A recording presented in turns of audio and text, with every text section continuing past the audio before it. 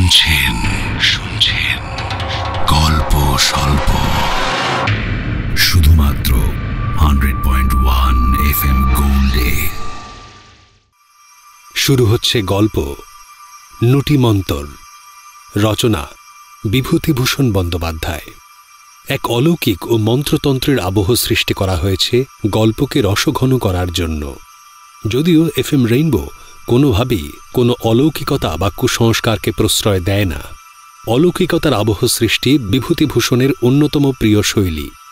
শুধু তাই নয়, নিভৃতচারী এই কথাশিল্পীর রচনায় পল্লীগ্রামের জীবন ও প্রকৃতি বর্ণনা উৎকৃষ্টতার শিখর স্পর্শ করেছে। এখন শুনবেন তাঁরই রচিত গল্প নুটিমন্তর। পাঠে অংশ নিয়েছেন উজ্জ্বল, সুদীপ্ত, অর্ণব, রিয়া এবং অর্পণ।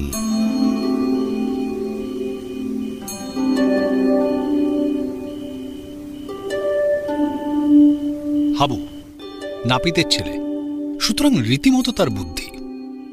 পায়রাগাছির গুণিন রোজা এ অঞ্চলে প্রসিদ্ধ। সে নাকি মন্ত্র বলে সাপ হতে পারে, বাঘ হতে পারে, কি না হতে পারে। লোহা সিন্ধুকে কিংবা বাড়িতে বড় বড় হবসের চবসের কুলুপ লাগানো আছে। পায়রাগাছির রোজা মানে ওঝা এসে কি একটা মন্ত্র বিড়বিড় করে বলে দুবার তালা ছমছম করে নাড়লে আর তালা সব গেল বেমালুম খুলে। এ কত লোকের সচক্ষে দেখা। রায়দের কলম আমবাগানে বিকেলবেলা কেউ কেউ নাকি দেখেছে রোজা কলমের আম পাড়ছে। হয়তো লোকে ধরতে গিয়ে দেখলে একটা খরগোশ লাফাতে লাফাতে বাগানের উত্তর দিকের বেড়া ডিঙিয়ে পালিয়ে গেল। পায়রাগাছির রোজা, মস্ত বড় নাম। কিন্তু আশ্চর্যের বিষয়, এত বড় নাম করা রোজা তাকে কেউ কখনো দেখেনি। কোথায় যে কখন কিভাবে থাকে তা কেউ বলতে পারে না। হাবুর বড্ড ইচ্ছে সে কিছু মন্তরতন্ত্র শেখে। এ তার অনেক দিনের ইচ্ছে। এখন তার বয়স 18-19। যখন তার বয়স 14-15, তখন থেকে সে যেখানেই শুনেছে রোজা গুণিন এসেছে অমনি তার পিছু পিছু ছুটে গিয়েছে। একবার তাদের পাশের গ্রামের হাই স্কুলে একজন বড় জাদুকর এসে নানা রকম তাসের খেলা, টাকার খেলা দেখালে। একটা তাস বেমালুম গোলাপ ফুল হয়ে গেল। এর মুঠো বাঁধা হাতের টাকা ওর হাতে চলে গেল। এক গ্লাস জল হয়ে গেল মিষ্টি শরবত। তাদের গাঁয়ের 2-4 লোকের সঙ্গে হাবু গিয়েছিল খেলা দেখতে। একখানা তাসকে তার চোখের সামনে গোলাপ ফুল হতে দেখে সত্যি সে কি আশ্চর্যই না হয়েছিল। ফেরবার পথে সন্ধে হয়ে এসেছে। ওর কিরকম গা ছমছম করতে লাগল। কালিশেখরা দলের মধ্যে প্রবীণ। হাবু বলল, আচ্ছা কালী জ্যাঠা, ওসব কি করে করলে? কালিশেখরা একটা তাচ্ছিল্য সূচক ভঙ্গি করে বললে, আহা, ওসব তো সোজা। সোজা কালী জ্যাঠা? খুব সোজা। কিরকম সোজা? ওসব তন্তর মন্তরের কাণ্ড আমিও ইচ্ছে করলে পারি। তুমিও পারো? কেন পারবো না? একদিন করে দেখাবে জ্যাঠা? যা, সময় হলে দেখাবো। ও এমন কিছু নয়। কালিশেখরার কথায় কিন্তু হাবুর বিস্ময়বোধ দূর হল না। সে গিয়ে জাদুকরকে পরদিন সকালে পাকড়ালে। সোজাসুজি তাকে জানালে যে সে ওই রকম খেলা শিখতে চায়। সাগরেদ হতে সে রাজি আছে। জাদুকর কলকাতার লোক। মাথায় নরম বুরুশ দিয়ে চুল আঁচড়ে থাকেন, হাতে ঘড়ি পরেন, চোখে থাকে চশমা। তিনি নাক উঁচু করে বললেন, ওসব হয় না হে ছোকরা, হয় না। অনেক টাকার খেলা, অনেক টাকা প্রিমিয়াম দিলে তবে আমি সাকরেদ করি। হাবু বললে, প্রিমিয়াম কি? প্রিমিয়াম মানে টাকা হে। পারবে আমায় টাকা দিতে? মরিয়া হয়ে হাবু বললে, আগে কত টাকা? 100 দিতে পারবে? আগে না, অত টাকা কখনো একসঙ্গে দেখিনি। তবে ফিরে যাও, এসব এমনি এমনি হয় না। কিছু কম করে নিন না। দেখো 200 করে প্রিমিয়াম নি, তোমায় তবু 100 বলেছি। হাবু সেখান থেকে সরে পড়ল। অত টাকার শিখিয়ে দেবার ক্ষমতা নেই তার। জাদুবিদ্যা শেখবার সৌভাগ্য কি সকলের ঘটে?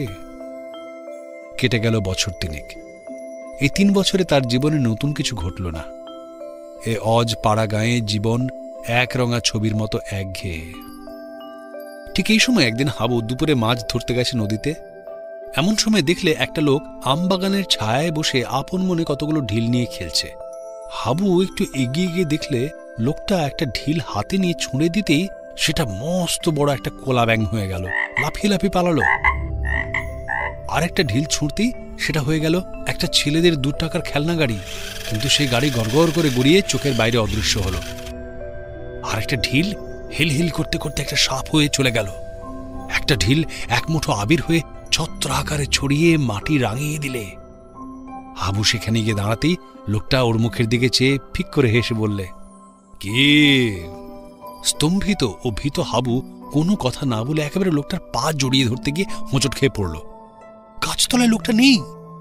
হাবু বিভ্রান্ত চোখে চারদিকে চেয়ে দেখলে অত বড় আমবাগানের কোথাও সে নেই। 2 মিনিট হাবু দাঁড়িয়ে রইল আড়ষ্ট হয়ে। হঠাৎ সে দেখলে হাত 10 দূরে সেই ব্যক্তি দাঁড়িয়ে মৃদু মৃদু হাসছে। হাবু কাতর কণ্ঠে বললে, আমাকে দয়া করুন। কি দয়া? পায়ে ঠেলবেন না এমন করে, আমাকে আপনার চাকর করে রেখে দিন। আমি অনেক ভাগ্যে আপনার দেখা পেয়েছি। আমি গরিব লোক, চাকরে আমার কি দরকার? তাছাড়া আমার হাতে অনেক চাকর। এই দেখো। বলি লোকটা একটা ঢিল গাছের উপরের ডালের দিকে অবহেলার সঙ্গে ছুঁড়ে মারতেই ঝরঝর করে একরাশ আম পড়ল। হাবু একেবারে স্তম্ভিত। আম আসে কোথা থেকে এই কার্তিক মাসে? পাড়া গায়ে কোনো গাছে এ সময় আম তো দূরের কথা, আমের বউলও নেই। পাকা আম ঝুড়ি খানেক তার সামনে। লোকটা বললে, খাবার জল? এই যেমন একটা ঢিল ছোড়া অমনি গাছের গুঁড়ির একটা জায়গা একেবারে ফুটো হয়ে কলের মুখে যেমন জল পড়ে তেমনি জল পড়তে লাগলো। লোকটা হাত নেড়ে ইঙ্গিত করে বললে, খাও, ভালো জল। হাবু কাতর সুরে বললে, আমায় সাগরেদ করে রাখুন। কি সর্বনাশ, সাগরেদ? আমি ওস্তাদ নই। আমায় দয়া করুন। লোকটি হি হি করে হেসে উঠল। ও কি? মুখের ফাঁক থেকে ঝাঁকে ঝাঁকে লাল নীল বেগুনি রঙের ডানাওয়ালা প্রজাপতি চারিদিকে ছড়িয়ে পড়তে লাগলো। লোকটা কে? এর উত্তর লোকটা দিলে। বললে, পায়রা গাছে জানো? উত্তর দিকে, আমার সঙ্গে সেখানে দেখা করো। হাবু হাঁ হয়ে রইল। ইনি তবে পায়রা গাছের সেই গুণিন। সবাই বলে উনি নুটি মন্ত্র জানেন, অর্থাৎ মন্ত্র বলে অদৃশ্য হতে পারেন। আজ সে নিজে তার প্রমাণ পেয়েছে। হাবু হাত জোড় করে বললে, আমায় দয়া করুন। পায়রা গাছের রোজা এবার নরম সুরে বললে, শেখাতে পারি নুটি মন্তর, কিন্তু ছোকরা তুমি এ পথে কেন? এ পথে কেবল তারাই আসতে পারে যাদের কামনা ক্ষয় হয়ে গেছে। কত লোভের পথ খুলে যাবে দেখো। আচ্ছা বসো, দিচ্ছে তোমায় মন্ত্রটা শিখিয়ে। কিছুদিন কেটে গেল। হাবু এখন নুটি মন্ত্র শিখে সম্পূর্ণ অদৃশ্য হতে শিখেছে। সঙ্গে সঙ্গে সে আবিষ্কার করলে সে একজন ভীষণ চোর। যে ঘরে যায় ভালো ভালো জিনিস সব চুরি করতে ইচ্ছে হয়। খাবারের দোকানে গেলে ইচ্ছে হয় খাবারের হাঁড়ি ফাঁক করে দিতে। সে যে চোর তা সে কখনো জানত না। একদিন এক বন্ধুর বাড়ি গিয়ে দেখলে মস্ত বড় একটা ইলিশ মাছ এনেছে বন্ধুর বাবা। রোয়াকে সেটা পড়ে আছে। বন্ধুর মা ঘরে ঢুকেছেন বটি আনতে। ওর লোভ হলো মাছটাকে নিয়ে দৌড় দেয়। হাবু ভয়ে তখনই দৃশ্যমান হয়ে গেল। বন্ধুর মা ওকে দেখে বলেন, ও মা, হাবু কোথা দিয়ে এলি? তোকে তো দেখলুম না দরজা দিয়ে আসতে। এই মাত্র তো আমি ঘরে বটি আনতে গেছি। হাবু হেসে চুপ করে রইল। একদিন আরো একটা গুরুতর ব্যাপার ঘটল। পাড়ার গাঙ্গুলিরা বড় লোক। তাদের বাড়ির ওপরের তলায় খাটে একছড়া দামি সোনার হার কে ফেলে রেখেছে। হাবু কৌতূহলবশত গাঙ্গুলিদের তেতলায় অদৃশ্য অবস্থায় বেড়াতে গিয়ে লোভ সামলাতে না পেরে সেই হার হাতে নেমে এলো। সে অদৃশ্য, তার কাছে যে জিনিস থাকবে সেও অদৃশ্য। কেউ কিচ্ছু টের পেলে না। তারপর যখন জানা গেল হার চুরি গিয়েছে, তখন গাঙ্গুলিদের বাড়িতে হইচই পড়ে গেল। গাঙ্গুলিদের বড় মেয়ের হার সেটা, তার সে কি কান্না! সবাই মিলে তাকে অপমান উৎপীড়ন করতে লাগলো। সে কেন এত অসাবধান? কেন সে হার খাটের উপর ফেলে রেখেছিল? অবশেষে সন্দেহ গিয়ে পড়ল এক বৃদ্ধ দাসীর ওপর। তার ওপর শুরু হলো নির্যাতন। পুলিশে খবর দিয়ে তাকে ধরিয়ে দেওয়ার ব্যবস্থা হতে লাগল। কিন্তু হাবুর সবচেয়ে অসহ্য হল গাঙ্গুলিদের মেয়ের সেই হাপুস নয়নে কান্না। মেয়েটির সঙ্গে তার স্বামীর বনিবনাও নেই, বাপের বাড়ি পড়ে থাকে। এমন মেয়ের কোনো মান থাকে না বাপের বাড়ি। বৌদিদিরা একেই তো তাকে দাঁতে পেশেন, তারপর সে বাপের দেওয়া হার ছড়া খুইয়ে ঘোর অপরাধে অপরাধিনী। হাবু অদৃশ্য হয়ে সব দেখছিল। হারও তার পকেটেই ছিল। আর সহ্য করতে না পেরে হার ছড়াটা সে বালিশের তলায় রেখে দিল। সেখান থেকে সেই মেয়েই প্রথম হার আবিষ্কার করলে। তখন কি হাসি তার মুখে!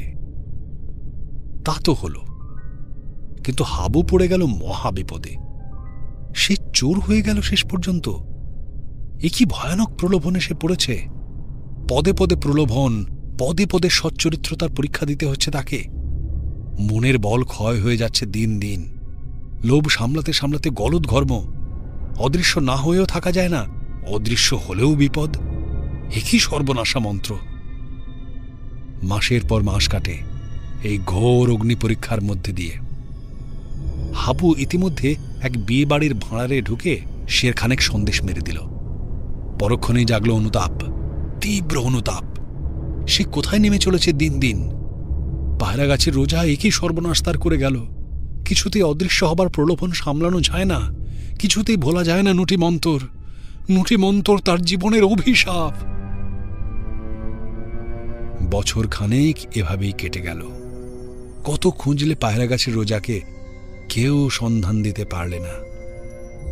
একদিন হাবু সে আমবাগান দিয়ে যেতে যেতে সেই একই গাছের তলায় দেখলে পায়রা গাছের রোজা সেই রকম ঢিল নিয়ে ছুঁড়ে খেলা করছে। ওর দেহে বিদ্যুতের স্রোত বয়ে গেল। সন্ধান মিলেছে এতদিন পরে। ও ছুটে এগিয়ে কাছে গেল। ঢিল একটা ব্যাঙ হয়ে লাফাতে লাফাতে পালালো। একটা ঢিল সদ্য কাটা ধাড়ি ছাগলের মুন্ড হয়ে গড়াগড়ি খেতে খেতে চলে গেল। এক ঝাঁক ছাতারে পাখি রোজার মুখের মধ্যে থেকে বের হয়ে উড়ে গেল। হাবু ছুটতে ছুটতে পাছে রোজা অদৃশ্য হয়ে যায়, সোজা গিয়ে তার পায়ের ওপর পড়ল। রোজা প্রশান্ত হাসির সঙ্গে বললে, কি হয়েছে? আমায় বাঁচান। কি ব্যাপার? আপনি সব জানেন। আপনি অন্তর্যামী ওস্তাদজি। নুটি মন্ত্রের কবল থেকে আপনি আমাকে উদ্ধার করুন। আমার চরিত্র গেল, মনের শান্তি গেল, সব গেল। আপনি ফিরিয়ে নিন। একবার মন্তর দিলে আর ফেরত হয় না। হাবু ভয়ে শিউরে উঠল। তবে কি জীবন ভোর এই সর্বনেশে মন্ত্রের ভার বইতে হবে তাকে?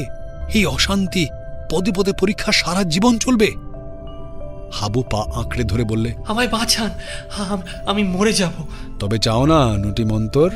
আগে না, চাই না। রোজা হেসে বললে, তবে যাও, দিলাম না। মোটেই তোমাকে মন্তর দিইনি, পরীক্ষা করছিলাম। হাবু অবাক। সে কি কথা! 1 বছর ধরে তবে সে কিসের ভার বোঝা বয়ে মরল? সে কি একটা বলতে যাচ্ছিল। রোজা হেসে বললে, মোটে 7 মিনিট কেটেছে। এই প্রথম দেখা তোমার সঙ্গে আমবাগানে। নুটি মন্তর তোমাকে দেওয়া যায় কিনা পরীক্ষা করছিলাম।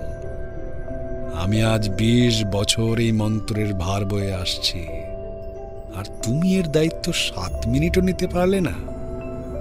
হাবু বললে, তবে আমি গাঙ্গুলিদের বাড়ির হাড় চুরি করিনি, আর ময়রা দোকানেও খাবার খাইনি চুরি করে। তবে আমি না না না, মোটে 7 মিনিট কেটেছে।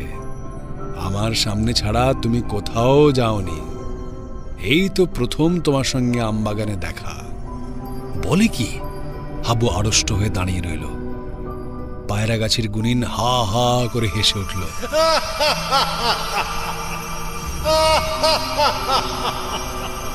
সঙ্গে সঙ্গে এক ঝাঁক চামচিকে তার হাঁ করা মুখের মধ্যে থেকে পটপট শব্দে বের হয়ে ইতস্তত উড়ে গেল।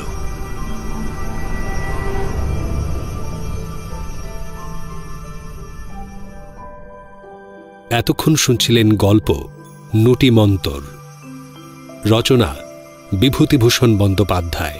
পাঠে অংশ নিয়েছিলেন উজ্জ্বল, সুদীপ্ত, অর্ণব, রিয়া এবং অর্পণ।